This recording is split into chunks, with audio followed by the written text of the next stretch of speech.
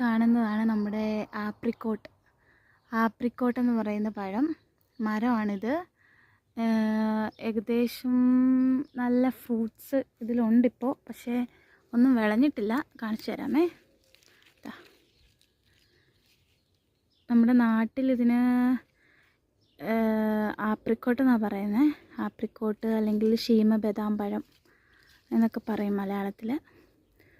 ഇതിപ്പം പഴുത്തിട്ടില്ല, ജസ്റ്റ് എല്ലാത്തിലും ഇങ്ങനെ കണ്ടോ, പച്ചയാണ്. ഇത് പഴുത്ത് വരുമ്പോൾ ഏകദേശം ഒരു ഓറഞ്ച് കളറായിരിക്കും. ഓറഞ്ച്, ലൈറ്റ് ഓറഞ്ച്, അല്ലെങ്കിൽ നമ്മുടെ മാങ്കോയുടെയൊക്കെ ഏകദേശം ഒരു കളറായിരിക്കും. ഏകദേശം നല്ല പുളിയും മധുരമൊക്കെ ഉള്ളൊരു ടേസ്റ്റാണ്. അതെ, അത്യാവശ്യം നല്ലതുണ്ട്. കണ്ടോ, നോക്കിയാൽ കാണാം.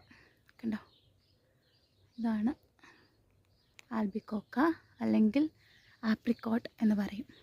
പിന്നെ നമ്മൾ ഈ കാണുന്നതാണ് നമ്മുടെ അത്തിപ്പഴം. നമ്മുടെ ബൈബിളിലൊക്കെ നമ്മൾ കേട്ടിട്ടുള്ളതും വായിച്ചിട്ടുള്ളതും ഒക്കെ ആയിട്ടുള്ള ഒരു പഴമാണ് അത്തിപ്പഴം. കർത്താവായ യേശു ക്രിസ്തു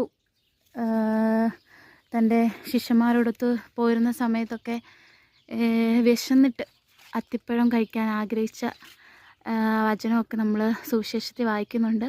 കണ്ടോ, ഇത് പച്ചയാണ്.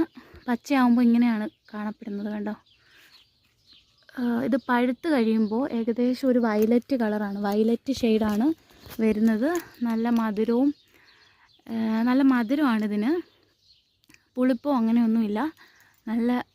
നല്ല മധുരം ആകണം എന്നില്ല, പക്ഷേ നന്നായിട്ട് പഴുത്ത അത്തിപ്പഴമാണെങ്കിൽ ഏകദേശം നല്ല മധുരമൊക്കെ കാണും കേട്ടോ.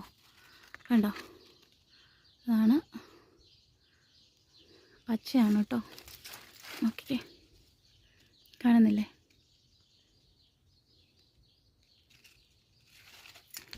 ഇതിപ്പം ഏകദേശം ഇത്രയൊരു വലിയ മരമാണ്. അത്യാവശ്യം നല്ല പഴങ്ങൾ ഉണ്ട്, പിടിച്ച് വരുന്നതേ ഉള്ളൂ. ഉണ്ടോ,